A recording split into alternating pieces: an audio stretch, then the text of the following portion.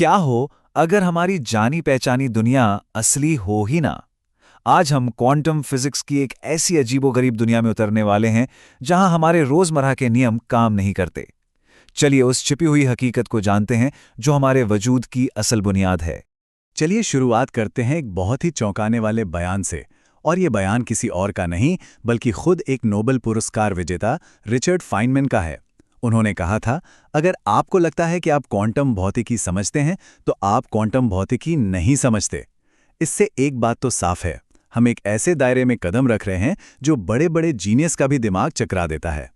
तो यहीं पर एक बहुत बड़ा विरोधाभास सामने आता है।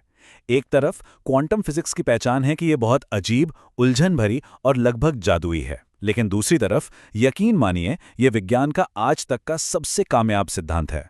हमारे कंप्यूटर से लेकर लेजर तक सब कुछ इसी पर चलता है। तो सवाल यह है कि हम इस अजीब विज्ञान पर भरोसा करें तो करें कैसे। तो चलिए इसी रोमांचक विरोधाभास को समझते हैं। देखते हैं कि हमारी रोजमर्रा की दुनिया और इसके नीचे छिपे क्वांटम दुनिया के बीच ये टकराव आखिर है क्या। ये फिजिक्स के सबसे गहरे रहस्यों में से एक की तरफ हमारा सफर है। तो ये क्वांटम मैकेनिक्स आखिर है क्या? आसान भाषा में कहें तो ये उन नियमों की किताब है जो ब्रह्मांड की सबसे छोटी चीज़ों जैसे एटम्स और पार्टिकल्स पर लागू होती हैं। और मज़े की बात यह है कि हम सब और हमारे आसपास की हर चीज़ इन्हीं नन्हे नन्हे क्वांटम टुकड़ों से बनी है। तो एक तरह से ये हमारी ही कहानी है। अब असली मजा शुरू होगा। चलिए क्वांटम दुनिया की अजीबोगरीब हकीकत को सीधे सीधे देखते हैं। एक ऐसा मशहूर एक्सपेरिमेंट जो क्वांटम मैकेनिक्स की सारी अजीब बातों को सामने लाकर रख देता है और शायद हमारी अपनी हकीकत पर सवाल उठाने पर मजबूर कर देगा। तैयार हो जाइए डबल स्लिट एक्सपेरिमेंट के लिए।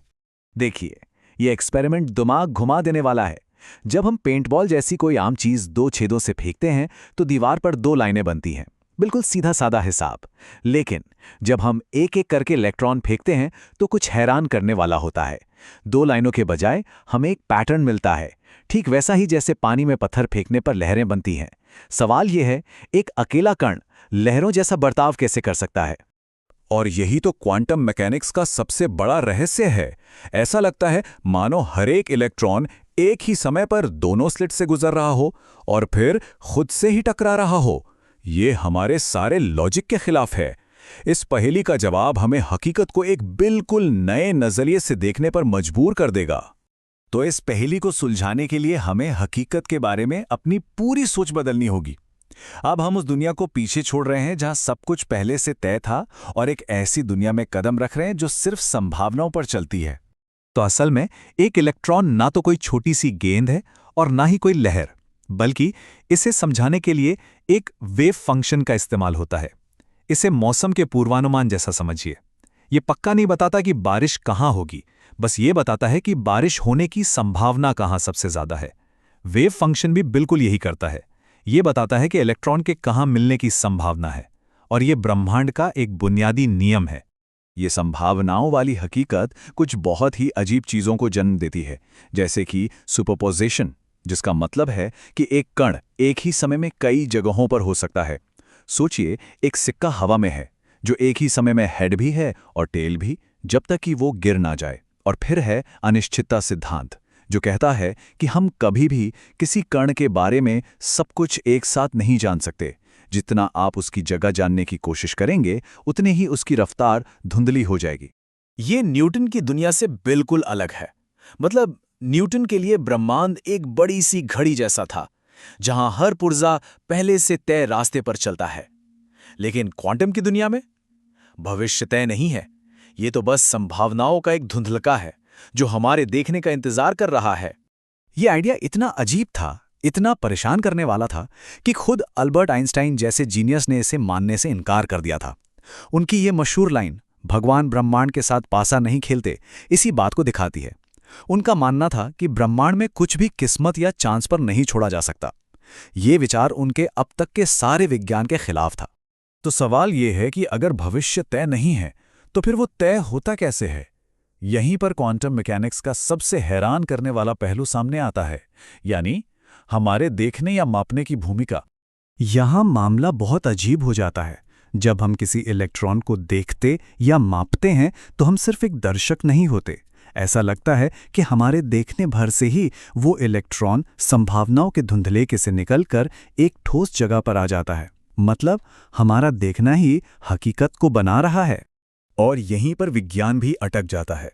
इसे मेजरमेंट प्रॉब्लम कहते हैं। हमारे पास गणित तो है जो ये बता दे कि कण कहाँ हो सकता है, लेकिन कोई भी थियरी ये नहीं समझा पाती कि हमारे देखने से ये कोलैप्स आखिर होता कैसे है। ये आज भी फिजिक्स के सबसे बड़े अनसुलझे सवालों में से एक है। तो ठीक है, ये सारी बातें सुनने में तो बहुत दिलचस्प हैं, लेकिन क्या इनका हमारी रोजमर्रा की जिंदगी से कोई लेना देना है?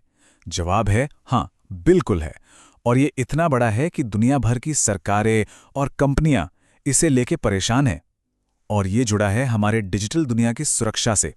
देखिए, क्वांटम कंप्यूटर्स इन्हीं अजीबोगरीब नियमों का इस्तेमाल करके बनाए जा रहे हैं, और ये इतने शक्तिशाली होंगे कि ये उस हर डिजिटल ताले को तोड़ सकते हैं जो आज हमारी दुनिया को सुरक्षित रखता है। सोचिए, एक मास्टर चाबी जो हमारे सारे ऑनलाइन अकाउंट्स, बैंक डिटेल्स और सरकारी राज खोल सकती है। तो ये टेबल हमें साफ साफ दिखाती है कि खतरा क्या है।